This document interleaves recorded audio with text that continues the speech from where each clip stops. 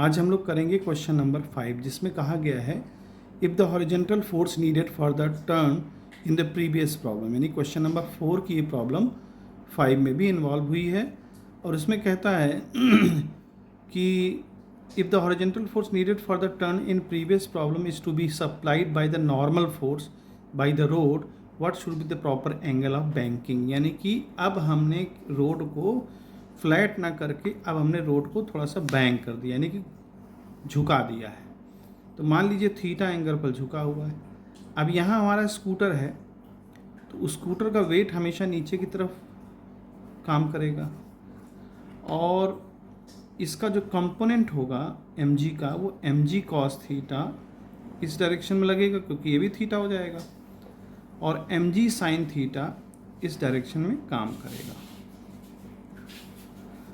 अच्छा, अब चूँकि रोड चूँकि बैंक्ड है, तो बैंक्ड पोजीशन में उसका reaction force, normal reaction force ऊपर की तरफ काम करेगा इस डायरेक्शन में, जो mg cos थीटा को बैलेंस करेगा।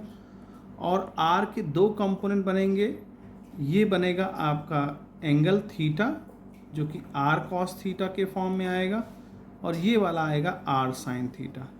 यही r sin theta centripetal force देगा। तो थोड़ा सा मैं इसको ऊपर कर लेता हूँ। यही r sin theta centripetal force देगा, यानी r sin theta provide centripetal force for the turn and r cos theta will be equal to mg। अब हमें बैंकिंग पता करनी है कि कितना एंगल होना चाहिए। तो हम क्या करें, इसको डिवाइड कर दें, इक्वेशन 1 और 2 को डिवाइड कर दें। तो क्या बन जाएगा, tan theta is equal to mb square by r और mg। तो अब यहाँ पर देखिए m से m कैंसिल आउट हो गया, v स्क्वायर बाई rg आ जाएगा, यानी कि tan थीटा हमारा कितना बन गया, v स्क्वायर बाई rg।